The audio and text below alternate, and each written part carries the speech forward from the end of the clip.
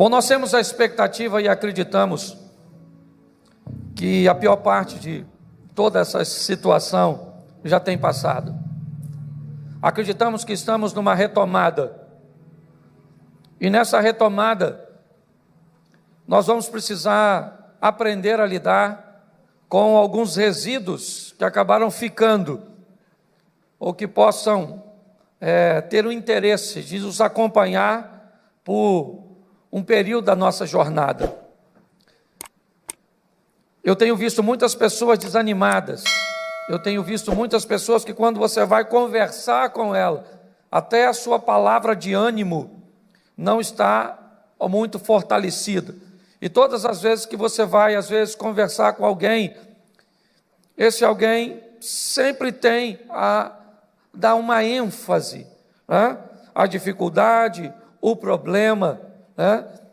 E eu quero conversar com você hoje, deixar para você só, rapidinho, pessoas que trazem um comportamento que você deve deixar afastados de você durante um período, e pessoas que você deve trazer para perto de você, porque o comportamento, a perspectiva, a maneira que ela resolveu lidar com essa situação, vai te impulsionar, vai levar você para frente. Tudo que você vê em rede social, a nível de notícia, ou fala de política ou fala de doença, quando não fala das duas coisas juntas. E todas as duas coisas, as informações que recebemos, elas têm tendência, inevitavelmente, de criar em nós, um comportamento ruim, uma perspectiva ruim. Quando nós olhamos para toda essa estrutura, é isso que vemos. E por isso, as pessoas falam mais de divórcio. O divórcio cresceu demais nesse período.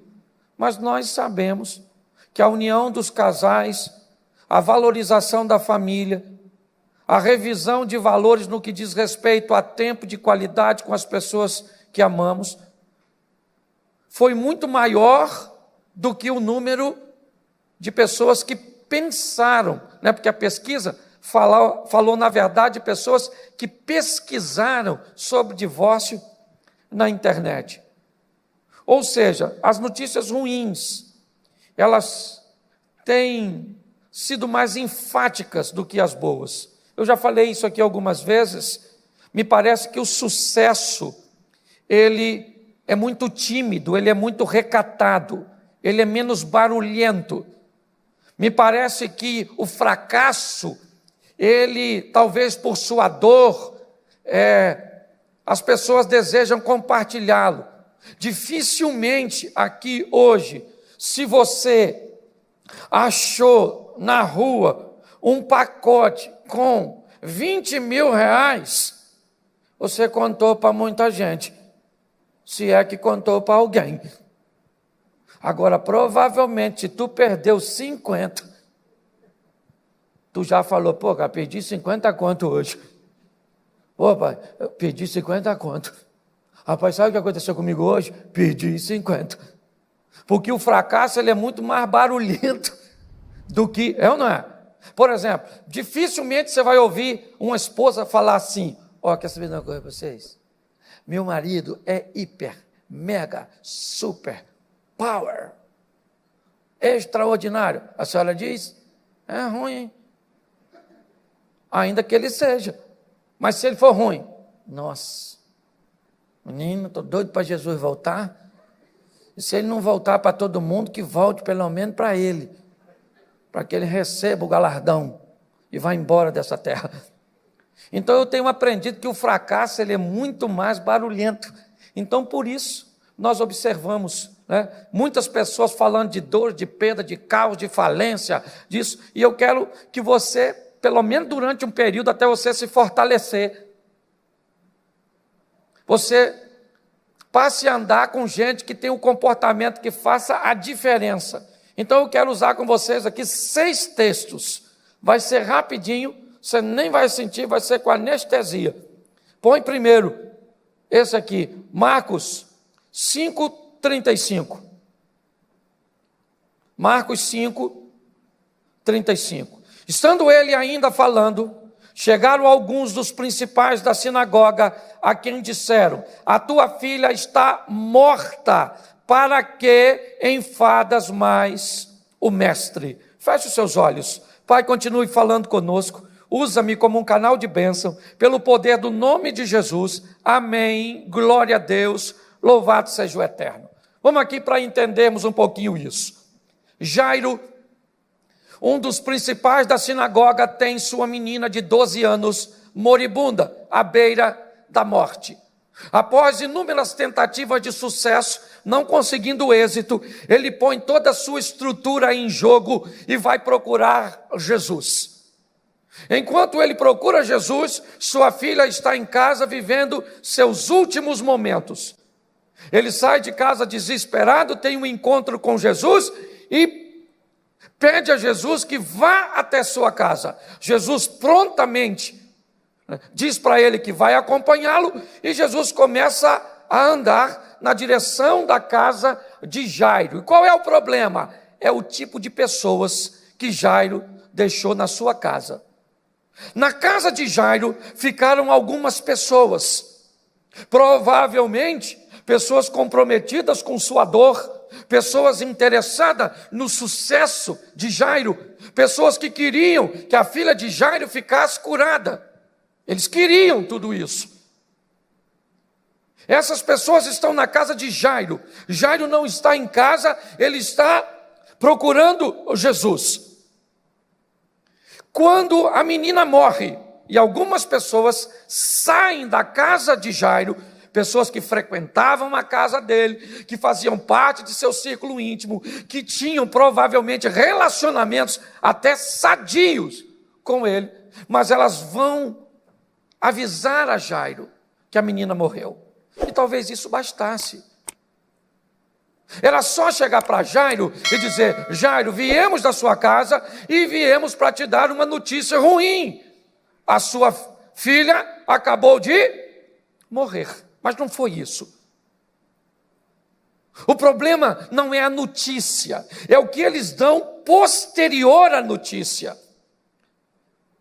É esse tipo de mentalidade, é esse tipo de gente que nós estamos precisando evitar.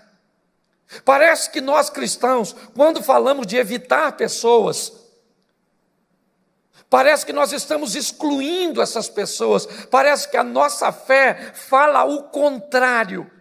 Mas vamos lá, Salmo 1, bem-aventurado o varão que não anda segundo o conselho dos ímpios, não se detém no caminho dos pecadores, nem se assenta à roda dos escarnecedores. O que a Bíblia está estabelecendo? Um processo seletivo. Seja seletivo de quem você se senta, de quem vai te influenciar. Nós nos sentimos muito desconfortáveis quando em qualquer ambiente vamos fazer alguma seleção. E é por isso que muitas pessoas se prejudicam. Quando eles chegam, era só falar para Jairo. Eles já viram Jairo, já viram Jesus. Sabem que Jairo foi procurar Jesus, porque a frase dita por eles embasa isso. Mas assim que eles dizem: Jairo, a sua filha morreu, eles concluem dizendo: por que é que você ainda incomoda Jesus? Olhe bem, agora era uma frase que eles não precisavam ter dito. Eles provavelmente já tinham ouvido falar do que Jesus fazia. Essa menina não foi a primeira menina que Jesus ressuscitou. A mente desses indivíduos dizem para Jairo: Jairo, deixa Jesus e volta para casa conosco, porque vocês têm uma menina para enterrar. A sua filha morreu, acabou, já era. E nesse momento, ao ouvir essas palavras, essa sentença, e esse grupo que fazia parte de seu círculo íntimo, ele olha para Jesus, que provavelmente acabou de conhecer pessoalmente, ou ter o primeiro contato, e Jesus diz para ele: Jairo, não temas, crê somente. Os homens disseram: não incomode mais o mestre, acabou. Jesus disse: eu ainda vou na sua casa, eu vou com você, mas a menina está morta, não adianta o senhor ir. Jesus olha para Jairo e diz: Jairo, você veio me chamar para eu ir na sua casa, então fique tranquilo, porque eu vou à sua casa. Não temas, crê somente. Olhe bem, eu queria deixar para você e para mim uma seleção que precisamos fazer dessas pessoas que, quando olham para o nosso casamento, para os nossos filhos, para os nossos negócios, para a nossa vida cristã, quando olha para qualquer estrutura nossa e tem uma visão verdadeira, porque eu não estou falando que eles estão mentindo, eles não estão mentindo. A menina morreu, sim ou não? Sim, isso é uma verdade. Ok? O problema é que eles, depois de anunciar a notícia, eles vieram com uma perspectiva ruim. Estão dizendo para Jairo, gente que ele amava, eles amavam provavelmente, e dizem para Jairo: Jairo, não tem mais jeito, vamos embora enterrar sua garotinha, acabou, querido, não incomode mais Jesus. Eu não estou dizendo de um parecer negativo, como eu vou usar o próximo aqui, não. Esse é de gente que frequentava a casa de Jairo, que provavelmente era membro da sinagoga de Jairo, era gente que amava Jairo, que gostava da garotinha. Mas deixa eu falar uma coisa para você. Sabe a historinha que de boas intenções o inferno está cheio? Mais do que gente bem intencionada, nós temos que andar com gente que tem fé, que no momento de maior adversidade vai dizer: segura as pontas, porque Deus vai agir a seu respeito, fica tranquilo, porque Deus vai entrar com providência. Andar com gente que, quando tem uma perspectiva negativa, olha e diz: já era, não deve ser uma boa companhia para nós, principalmente no momento, às vezes, de adversidade. Quando nós olhamos para esses indivíduos, é isso que eles estão fazendo, dizendo para Jairo: Jairo, não tem jeito. Se Jairo fosse pela cabeça deles: aí, Jesus, valeu, não precisa não. Não precisa ir, Jesus, minha menina já morreu. Sabe o que aconteceu? O Senhor parou para curar essa mulher do fluxo de sangue, entendeu? E essa mulher foi curada e a minha filha se lascou. Agora pode ir com o seu discípulozinho. Mas quando ele olha para Jesus, Jesus disse: Jairo, vou falar uma coisa para você, não temas, eu vou na sua. Provavelmente Jairo não sabe nem o que ele vai fazer lá. Aliás, qualquer coisa que ele fizer, sendo quem é, até se desse uma boa palavra fúnebre, talvez seja confortante para a família de Jairo. Mas quando ele chega, aquilo que aquelas pessoas que andavam perto dele disseram que não tinha mais jeito, Jairo vai ver viva de novo. Eu vim hoje falar para você, eu não sei o que você está enfrentando, o que essa crise, o que esse problema, o que essa dificuldade está trazendo para a sua vida. Eu só sei de uma coisa: para de ouvir gente com posicionamento negativo e acredite que Deus vai na sua casa, vai na sua empresa, vai entrar na sua vida, você está entendendo? Vai entrar no seu casamento, vai entrar na vida de seus filhos e a sua história vai mudar. Acredite nisso, amém? Não está dando, nesse momento, onde você liga a televisão, notícia boa ou ruim? Você vai ver esses portais de internet, a notícia é boa ou ruim? Pois é, ou a gente vai se encher desse lixo e vai ficar pessimista, ou você vai andar com essa turma doida, porque é crente mesmo, essa turma que anda com Jesus, tudo doido. Pode ver, a pessoa está: rapaz, olha, está difícil demais. Difícil o quê, rapaz? Vamos embora, olha o joelho aí que eu vou orar para você, vou botar a mão na sua cabeça, vou fazer isso. Mas se morrer, vai morar com Jesus na glória, louvado seja o eterno, e a vida continua. Mas quando é que tem dor? Não tem dor não, meu filho, aqui é só felicidade, vamos embora. No mundo tereis gente equipada para tudo. Então se tem gente que você tem que colocar fora de você, são as pessoas que te amam, mas que não conseguem olhar a estrutura pela fé, é só por vista. Morreu, acabou, não dá mais para segurar, explode o coração. Você tem que andar com gente que diz: irmão, o bagulho está doido. Aí Deus tem uns anjos, maneiro. Ah, mas a crise. Pois é, Deus tem poder sobre a crise. Ah, mas o marido se apaixonou por outra. Pois é, menino. Deus tem poder para tirar a paixão lá e botar de novo em tu. Sério, que é isso? Nossa, mas eu já perdi. O que eu ando olhando e vendo gente contando história ruim e negativa, eu não estou com tempo para essas coisas não. Entendeu? Então você tem que olhar para a sua vida e falar assim, ó, Jesus está comigo, entendeu? Falar para você, porque falar isso para os outros é mole. Mandar seu filho calar a boca é mole, eu quero ver você mandar você. Cala essa boca. Ter autoridade sobre você mesmo. Quando eu olho para esse texto, o que eu vejo? Eu vejo alguém que tinha pessoas muito próximas que deveriam estar bem distante. Vocês não acham? Amém? Segundo texto, bota aí Marcos 10, 48. Marcos 10. E muitos o repreendiam para que ele se... Mas ele fazia o quê? Eu sei que você está de máscara, mas dá para ler. Mas ele fazia o quê? Clamava cada vez? E muitos o repreendiam para que ele? Para que ele? Mas ele? E repreendiam para que ele? E ele? E repreendiam para que ele? Mas ele? Isso aí, dá uma olhadinha aqui para mim. Um dos personagens que eu gosto, que para mim venceu inúmeros obstáculos, foi Bartimeu. Mas tem uma coisa que eu acho que o Bartimeu deveria rever. E as pessoas que ele deixava estar perto dele. Ele está na saída de Jericó, cego, conhecidíssimo. Aliás, tem até outro texto que diz que eram 2 cegos, e aqui diz que era um só, provavelmente, né? Porque Bartimeu era alguém que tinha, talvez, uma fama maior, um reconhecimento maior. Eu não posso te afirmar o propósito de toda essa situação. Mas preste atenção, ele está ali, na saída. Foi a última vez que Jesus entrou em Jericó. Última. Se Bartimeu não fosse curado daquela vez, de Jericó, Jesus vai ao Getsemane, ao Gólgota, né? E vai ser crucificado. Se não fosse naquela ocasião, não era mais. Mas preste atenção se aquilo é tipo de gente. Quando Bartimeu escuta que há uma possibilidade dele receber vitória,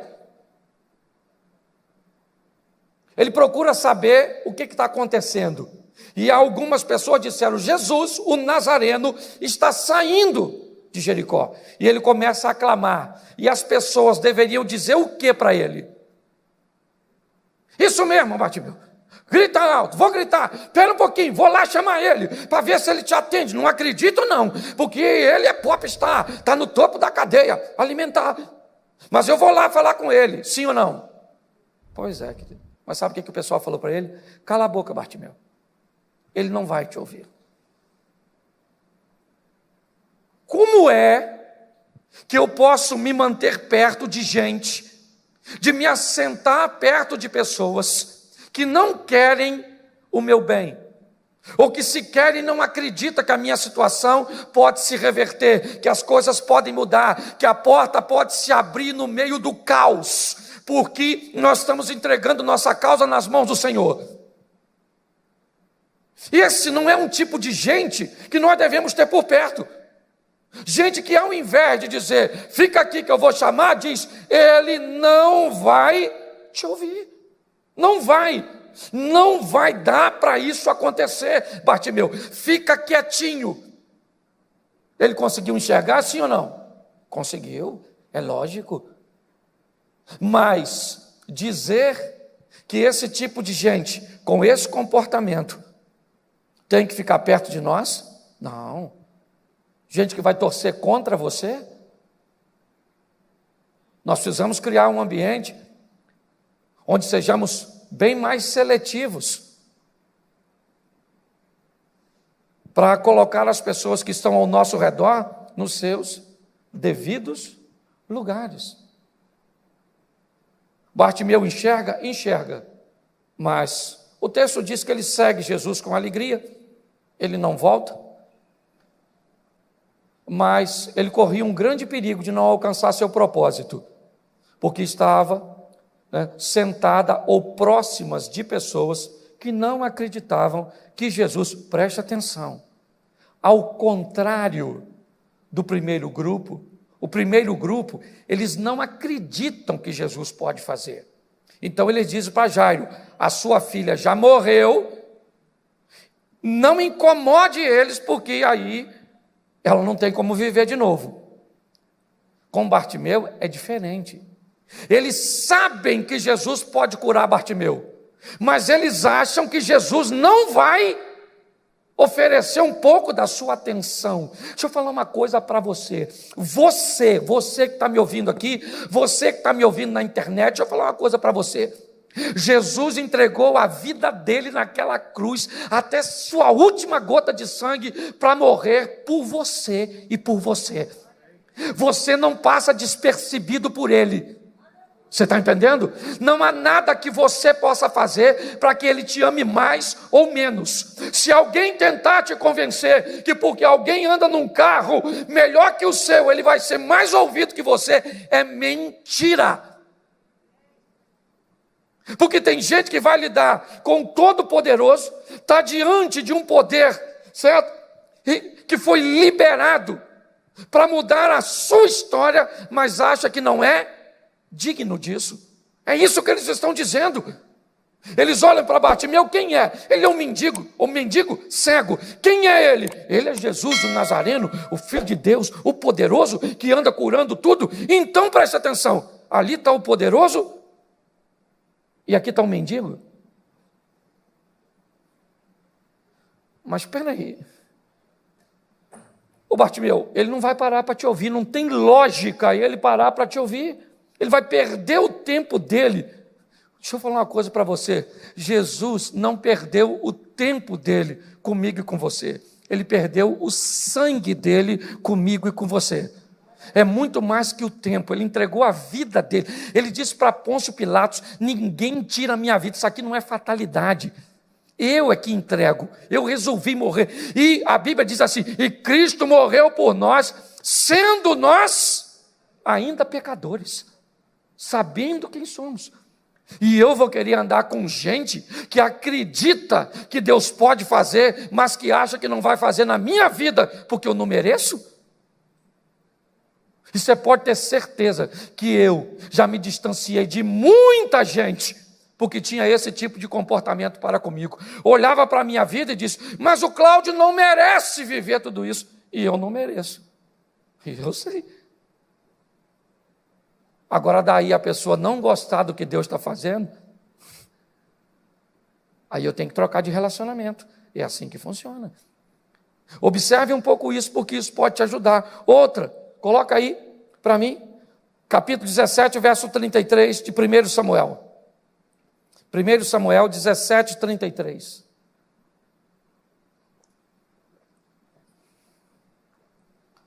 Porém Saul disse a Davi: contra esse filisteu não podereis ir para pelejar com ele, pois tu ainda és moço, e ele, homem de guerra desde a sua... Sabe o que mais me impressiona nessa passagem? É que para Davi enfrentar Golias, ele depende da autorização de Saul. E sabe o que mais me impressiona? É que Saul tem certeza que Davi vai, mas mesmo assim, autoriza. Ele está dizendo para Davi: contra esse gigante, você não pode ir pelejar. Você é moço, e ele é guerreiro desde a mocidade. Não tem cabimento, você não tem como vencer esse gigante. Bom, querido, se eu não tenho como vencer, por que você vai me autorizar?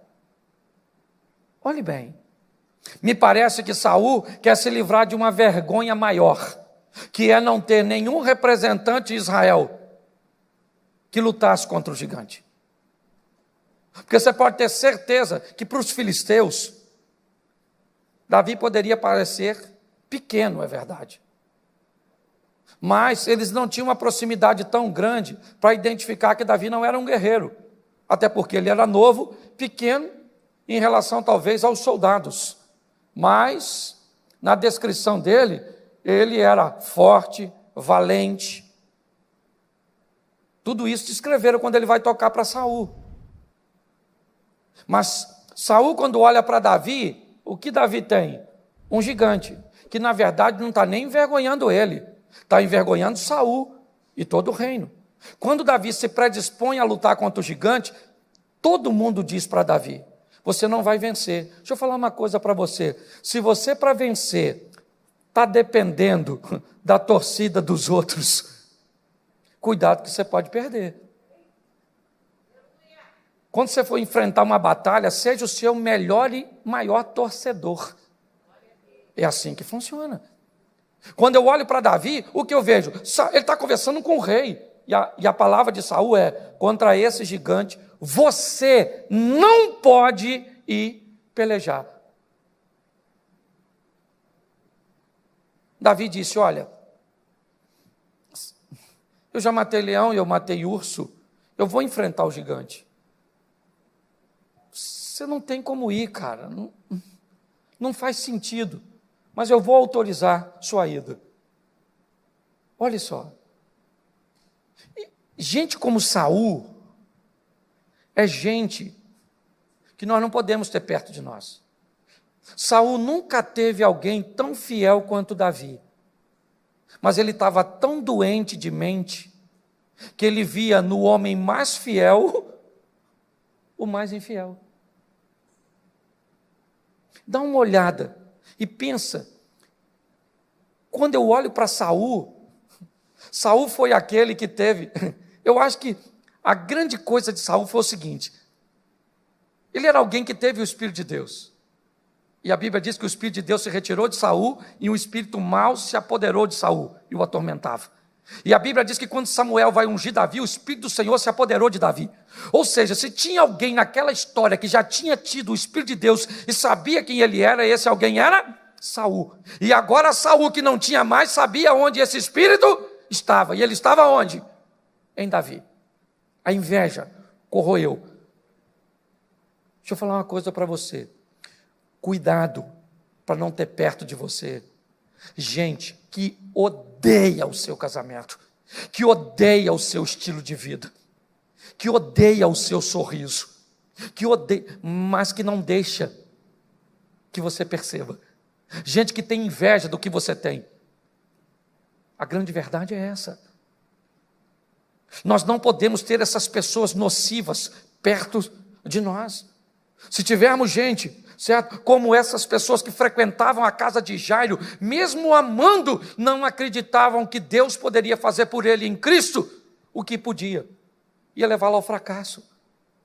Se nós nos permitimos sentar com pessoas como Bartimeu, nós corremos o risco de ver Jesus passar na nossa vida e nós não vivemos o nosso milagre. Se nós convivemos com gente, e Davi me parece que é a junção de tudo isso, porque na sua casa seus irmãos o mandam embora, chamando de pretensioso. O rei diz que ele não pode, os soldados dizem: olha, esse menino está querendo enfrentar, ou seja, ninguém acreditava nele. Eu sei que às vezes, escute o que eu vou falar, você chega em determinados estágios da sua vida, que lidar com alguém que está no estágio abaixo seu, vai ajudar bastante seu ego. Porque são pessoas que vão medir as palavras, vão ser pessoas que vão te fazer elogios. Quando você lida com alguém, seja quem for, que está num nível um pouquinho abaixo, essa pessoa às vezes tem receios de falar para você determinadas verdades. Mas aprenda uma coisa: lidar com gente que pode dizer para você coisas que outros não teriam vontade de dizer, trazer gente do seu nível para perto de você é extraordinário. Eu já saí da igreja aqui, depois de uma pregação, e muitas pessoas falaram comigo assim: pô, pastor, sua pregação foi uma benção. E no caminho de casa minha mulher falou assim comigo: pô, Cláudio, tem que orar mais, pô. Hoje não valeu nem o ingresso, foi ruim demais. Aí eu fiquei: foi ruim ou foi bom? Ah, pode ter sido bom para um e ruim para o outro.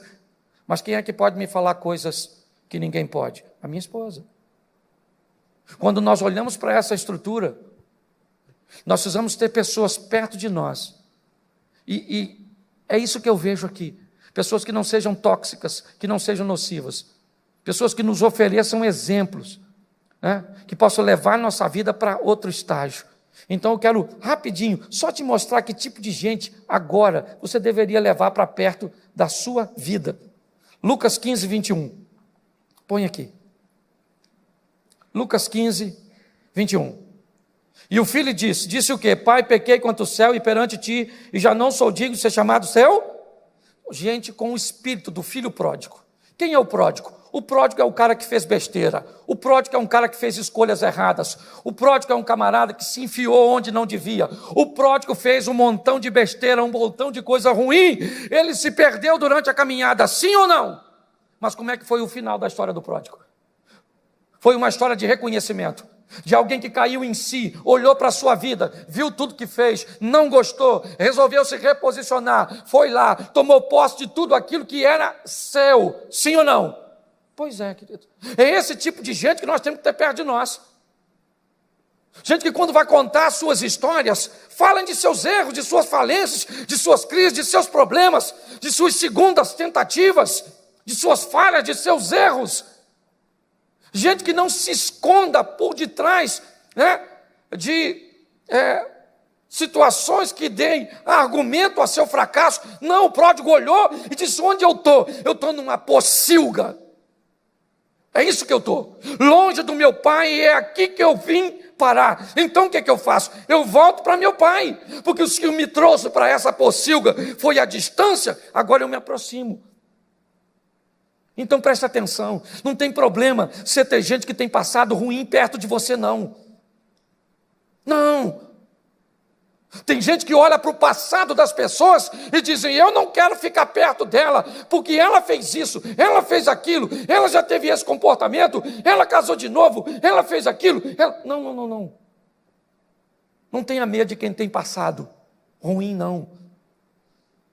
Tenha medo e não ande perto de quem não quer corrigir o seu presente para ter um futuro muito melhor do que o seu passado.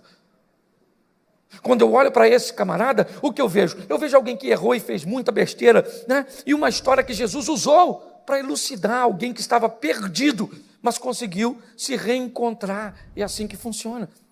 É esse tipo de gente que nós temos que ter perto de nós. Sabe? Gente que tem um histórico ruim, que quando ele começa a te falar o que ele vivia, o que ele sofreu, como aconteceu, e você olha hoje, e ele começa a te falar como mudou. Ele falou, eu vou para meu pai. Por quê? Porque lá no meu pai até os trabalhadores têm pão com fartura. Eu vou lá para meu pai e vou dizer para ele, pequei contra o céu, peguei diante de ti, já não sou digno de ser chamado teu filho. Eu vou falar dos meus erros, porque eu não aguento mais, eu quero mudar de vida. Isso é importante, você andar com gente que sabe que errou e que não tem medo de seu erro. Gente que não vai achar que sua saliva tem substâncias terapêuticas e curativas. Não. Gente que vai olhar e diz, eu vacilei, eu traí, eu me ferrei. Eu ferrei as pessoas que me amavam. Eu prejudiquei fulano, eu dei volta em ciclano, eu não paguei fulano de tal. Eu fiz isso, fiz aquilo, mas isso está no meu passado. Nós precisamos nos aproximar de gente que quer viver uma nova vida ao lado de Deus. É assim que funciona. E quando você for conversar com gente desse tipo, as coisas são diferentes. Todas as vezes que Jesus ia viver momentos extraordinários, vamos voltar um pouquinho à casa de Jairo, na hora de entrar naquele ambiente onde a menina está morta, quem ele chama? Seus discípulos mais chegados. Porque se dentro daquele quarto, Jairo olha para Pedro e diz, Pedro, minha menina morreu de verdade, Pedro está ali. Pedro diria, fica quieto, Jairo. Fica quieto, porque nosso mestre não perde tempo em nada. Já vimos ele fazer coisas muito maiores do que o que ele vai fazer aqui hoje. Segura a onda. Mas se Jesus leva Judas Iscariotes, morreu mesmo, hein? Morreu mesmo, olha lá. Está branquinha já. Encosta a mão nela para ver se está gelada. Preste atenção. Nós temos que olhar e decidir trazer para perto de nós pessoas que vão levar a nossa vida para outro nível. 2 Reis 5,13. Só mais 2 textos. 2 Reis 5,13. Então chegaram a ele os seus servos e lhe falaram e disseram: meu pai, se o profeta te dissesse, ou se dissera alguma grande coisa, porventura não as faria? Quanto mais dizendo, vai e lava-te e ficarás? Olhe para mim aqui, esse cara está voltando para casa doente. É isso. O interesse de Naamã é voltar para casa doente. Entende? Ele era leproso e vai voltar para casa leproso, porque ele já está cansado. Ele sai com a perspectiva de achar cura, e ele vai no rei de Samaria que rasga as suas vestes. E ele, cansado da viagem e daquela frustração, o profeta diz: manda ele vir na minha casa. Naamã vai para a casa de Eliseu. Chega lá, Eliseu não recebe, e ainda manda Geazi falar com ele. Manda ele dar 7 mergulhos. Ele disse: eu não vou mais, chega, eu estou cansado. De onde eu venho tem rios mais limpos do que o Jordão. Eu não vou, vamos embora. E os homens que estão com ele, gente que andava com cara, gente que ele levou na comitiva, olhou para Naamã e disse: calma, chefe, calma, vamos pensar direito. A fama desse cara é boa, ele não é qualquer um, ele é respeitado nessa nação. Se esse cara dissesse para o senhor fazer algo difícil, o senhor não faria? Quanto mais dar um pulinho ali e dar uns mergulhos. Vamos lá, cara, vamos embora. Naamã falou: isso aí, vamos lá mesmo, vamos lá. Ele foi lá, deu os 7 mergulhos e ficou curado. E se ele tivesse com a turma que estava perto do Bartimeu? Tinha voltado para casa leproso. Olha só, o sucesso desse cara está diretamente ligado a quem está perto dele. Isso é muito mais importante do que você possa imaginar. Muito mais importante. Suas conexões, as pessoas que exercem influência, as pessoas que estão perto de você. É assim que funciona. Quando nós olhamos, o que nós vemos? Nós vemos esses caras fazendo diferença. Quer voltar para o Velho Testamento, para o Novo Testamento, para a gente fechar? Vamos lá. Um paralítico está sendo carregado por 4 homens até Cafarnaum, a casa da sogra de Pedro. E quando eles chegam em Cafarnaum, uma multidão está ao redor da casa de Jesus. Não há possibilidade nenhuma de se entrar naquela casa. Todos os lugares estão ocupados por pessoas que têm necessidade. O texto diz que os homens se posicionam em cima da casa, tiram a cobertura, o telhado, içam o paralítico e colocam na presença de Jesus. O texto é categórico em dizer, e Jesus, vendo a fé deles, não foi do cara, deles. Jesus olha para cima e vê os 4 camaradas que resolveram levar seu amigo, olha bem, até a presença de Jesus, que chegaram lá, não tinha mais lugar para entrar, mas esses 4 camaradas romperam os obstáculos, ultrapassaram as barreiras e colocaram o paralítico na presença de Jesus. O texto diz que Jesus diz: perdoados estão os teus pecados. Começaram a rir. Quem é esse que perdoa pecado? Ele disse: então vocês acham que é mais difícil? Então, para que vocês saibam que o Filho do Homem tem poder na terra para perdoar pecados, levanta, toma a tua cama e vai para a tua casa. Quando aquele homem entrou naquela casa, a cama carregava ele. Quando ele saiu daquela casa, ele carregava aquela cama. Mas tudo isso aconteceu por quê? Por causa das pessoas. E eu só citei texto para vocês de vitória. Eu poderia ter mostrado para vocês inúmeros textos de camarada como filho de Salomão, que vai pelo conselho dos mais novos e faz as tribos se separarem para sempre. E tantas outras pessoas que, através de conselhos ruins, romperam e quebraram princípios, como Sansão, que quebra princípios e perece por andar com quem não deve.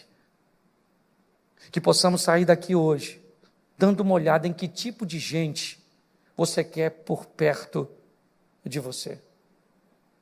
E é assim que funciona. É você que vai decidir tudo isso. As escolhas são suas. Você é 100% responsável por sua vida.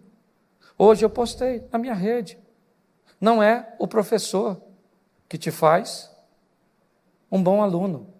Não é o personal que te faz fit. Não é o coach que te enriquece. Não é o pastor que te faz ter fé. Na vida, você tem 100% de responsabilidade do que você vai fazer. É assim que funciona. Pegue essas pessoas que têm valores e princípios e que vão te impulsionar, principalmente nesse momento agora, sabe? E vão te levar para frente. Eu queria que você ficasse de pé nesse momento e saísse daqui olhando para a sua vida e dizendo: Deus é poderoso e eu vou vencer em Cristo Jesus. Feche seus olhos neste momento. Feche seus olhos. Eu quero orar por você que está em casa também. Pai, em nome de Jesus, ó Deus, inúmeras passagens bíblicas, nós recebemos as orientações de escolher os nossos relacionamentos, de estabelecer as pessoas que irão exercer influência sobre nós.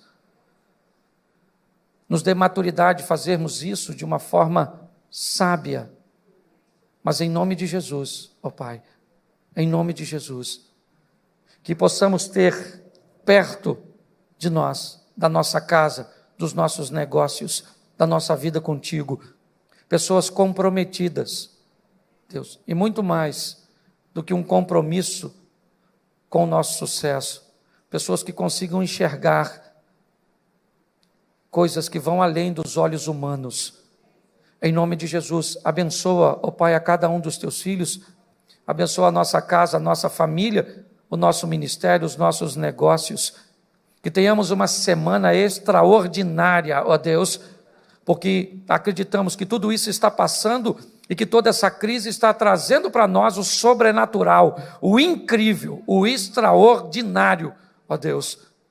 Leva-nos aos nossos lares, ó Pai, guardado por tuas boas mãos poderosas. Que o grande amor de Deus, nosso Pai, a graça de nosso Senhor e Salvador Jesus Cristo e as doces consolações do Santo Espírito de Deus seja para com todo o povo do Senhor, e todos digam: amém. Que Deus te abençoe, vá em paz. Porque todo aquele que invocar o nome do Senhor será salvo. Como, pois, invocarão aquele em quem não creem? E como crerão naqueles de que não ouviram? E como ouvirão, se não há quem pregue? E como pregarão, se não forem enviados?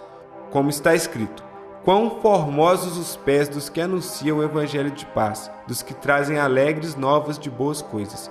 Mas nem todos têm obedecido ao evangelho, pois Isaías diz: Senhor, quem creu na nossa pregação? De sorte que a fé é pelo ouvir, e ouvir pela palavra de Deus. Romanos capítulo 10, versículo 13 ao 17.